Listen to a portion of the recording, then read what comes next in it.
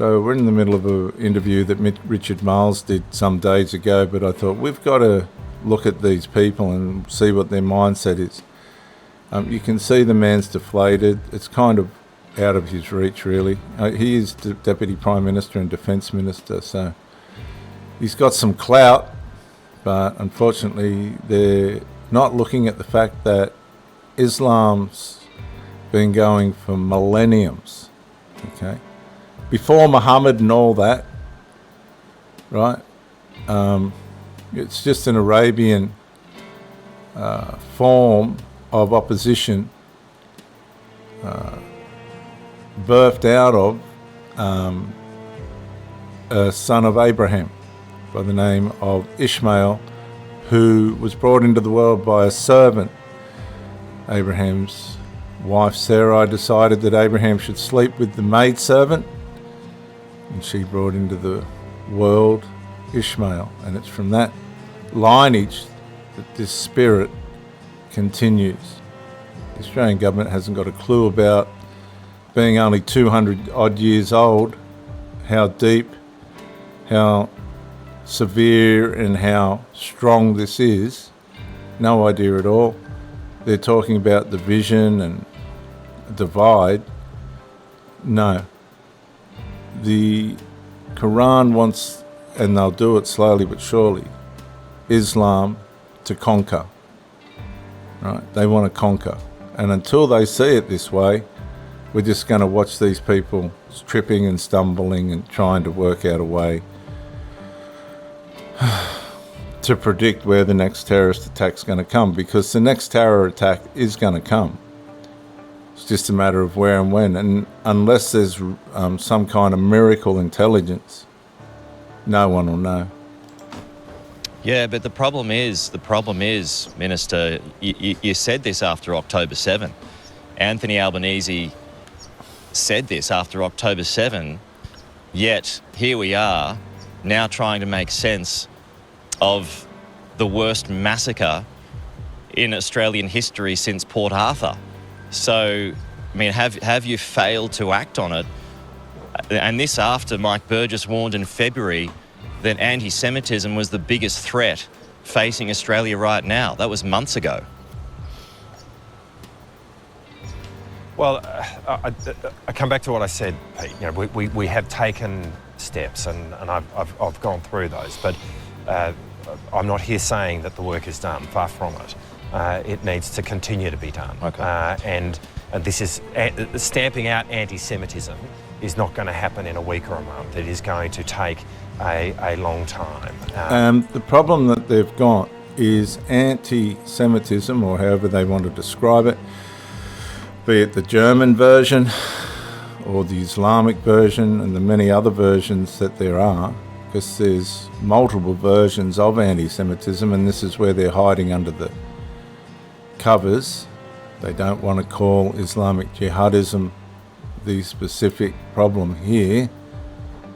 Anti-Semitism just doesn't cut it, because anti-Semitism in all its different forms is a worldwide problem. We knew that this Islamic attack was going to take place because they allowed all the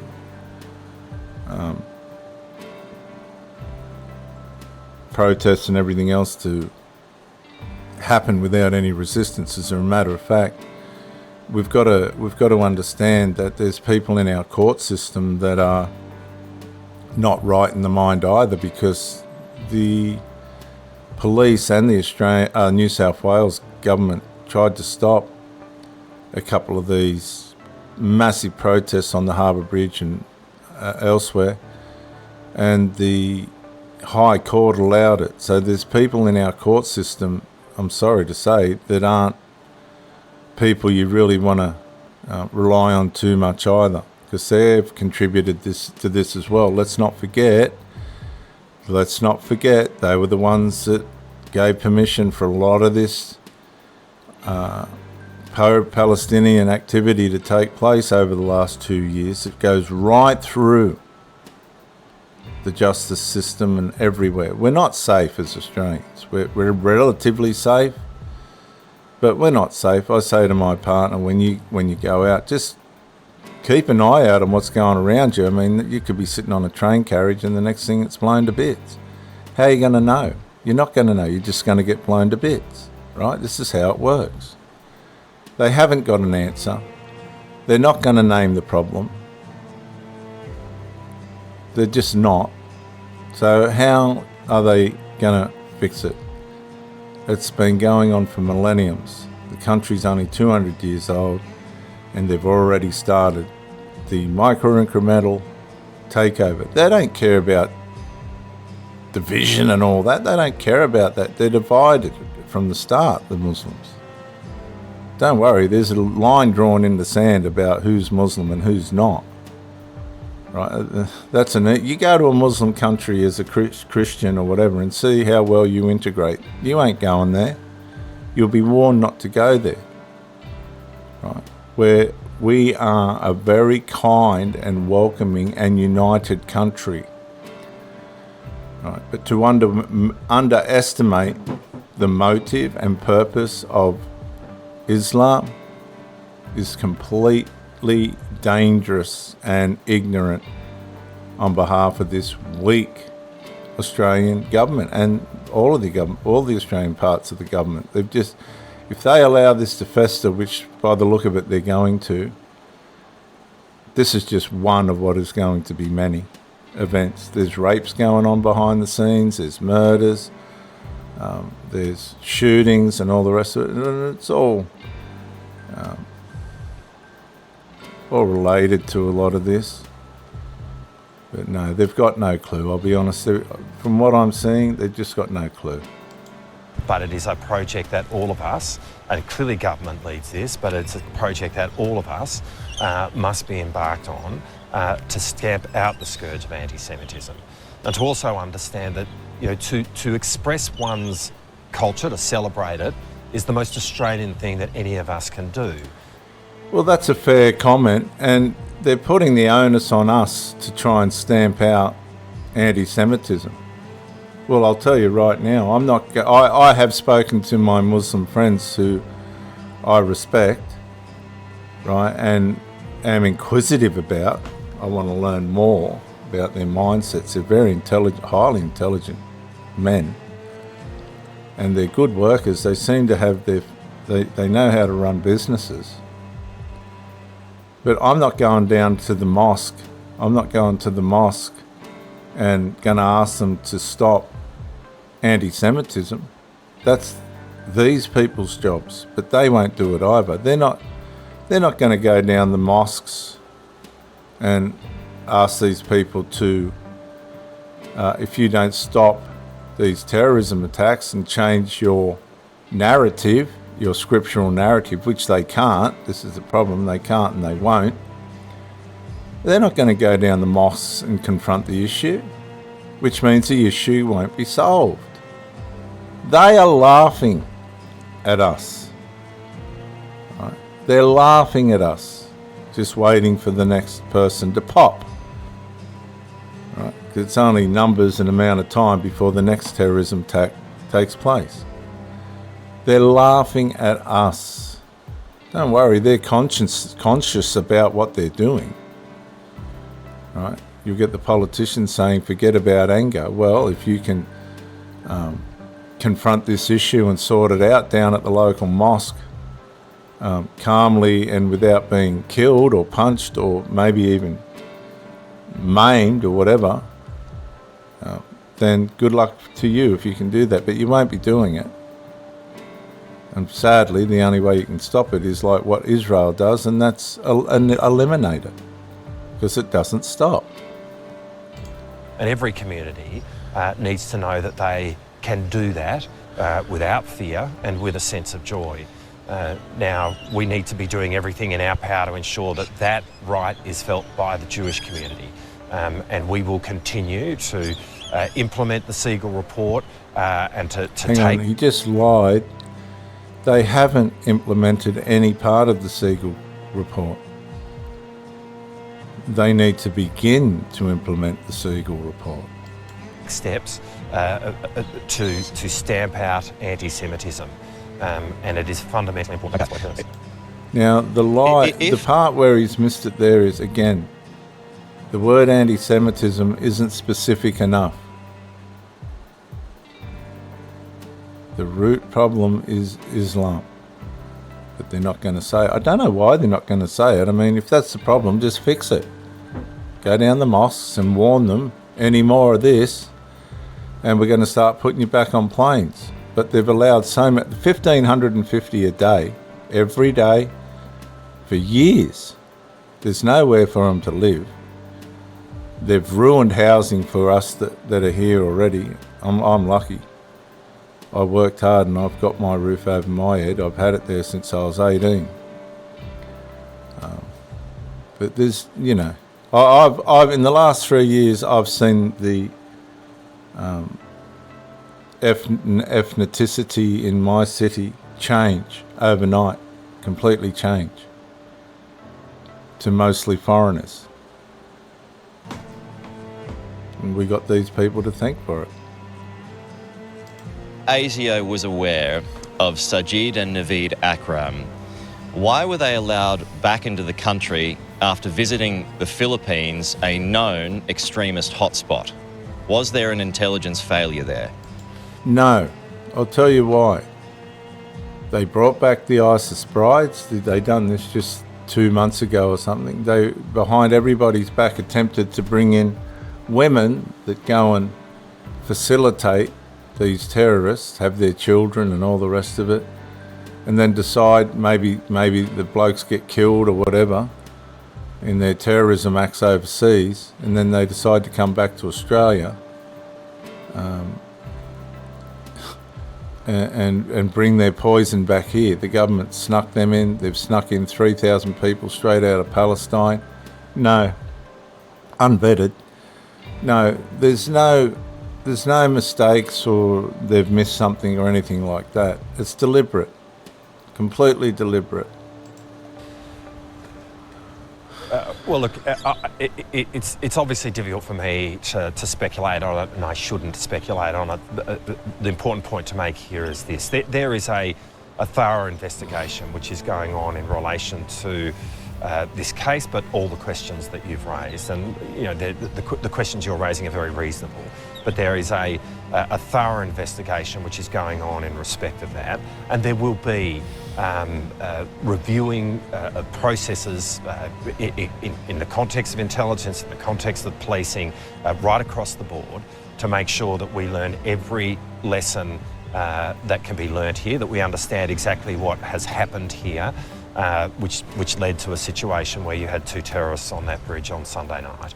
See, imagine being at this level in life, having a political career at the highest levels, and standing there and saying, we've got to work out how 2 terrorists decided to open fire on innocent people in Bondi. The first thing they've got to do is fly to Israel, isn't it? Fly to Israel, right? Humble yourselves, get on the first flight to Israel, and they'll tell you what you're dealing with and how you got to fix it. Whether you listen or not's up to you, which they probably won't. They don't want to.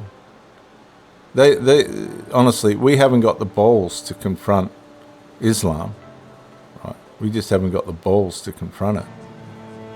Okay? People can say Benjamin Netanyahu's a war criminal and all this crap. He's a hero. Right? It's either be annihilated or annihilate those that are trying to annihilate you. There's no in between. Islam doesn't stop. It micro-incrementally erodes the fabric of the society around it and destroys until it conquers. That's it. And an Australian should have a sense of confidence that that work will be done. It will be done fully and completely. And I know it is being done, as I said earlier, by some of the best security agencies in the world. I can absolutely attest to that. But it's really important, given what has occurred on Sunday night, that we understand completely the circumstances in which that's arisen and that we learn every lesson that can. But you know what? Look, I'm just I'm a bricklayer like the guy that shot the gun, right? Like the guy that's come out of the coma, one of the terrorists. I'm a bricklayer. Right? And I can tell these people exactly what's happened, how it's happened and why it's happened, and they've been told. Yet they're still standing there saying, we've got to work out how this happened. These aren't the right people to solve the problem then, are they? Because it's a religious issue that's not going to go away, that's not going to submit, that's not going to change, that's not going to stop. It has to be sent back to where it came from, because it won't change, it won't stop, it won't assimilate. It'll just, out of sufferance, live covertly within our communities until it manifests like it has here at Bondi. We learnt here. Is the move to strengthen gun reform a distraction from a bigger issue, which is radical Islam? Well, to be honest about this, the government's always wanted to keep us civilians defenceless, and that's why the massacre was as bad as it was. And they'll use this as a way and a means in which they can bring through the gun laws that they've wanted to, but haven't had the right reason to. They'll use this as a reason to bring those in, but hasn't got anything to do with Islamic Jihad. That's a whole nother modus operandus that the government's tried to implement but haven't had the gateway to be able to do it. Well, they have now, and they will be more defenceless. No, I don't accept that at all. I mean, the reality here is we need to do, we need to act in every way that's appropriate here. We've been talking about anti-Semitism. We need to stamp that out. We do need to make sure that we understand what's happened here in the context of intelligence and policing. But gun reform is part of this. At the end of the day, there was a family in suburban Sydney which had 6 firearms.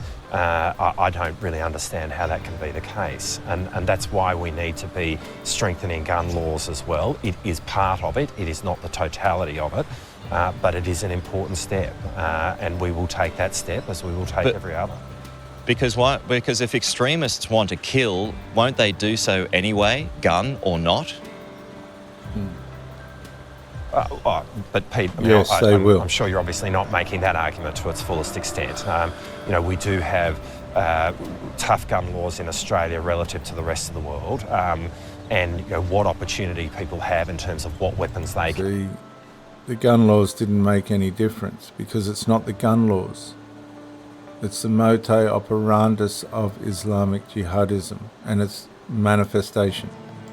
And have in their possession goes a long way to what kind of event then transpires.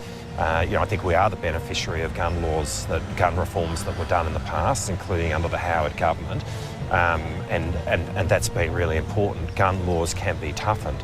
It is part of this, but no one's saying it's the totality of it. I'm not here saying that to you now, but we've got to do it all. And I think it's really important that in this moment Australians are coming together. Like all of these. No, hang on. Australians were always together.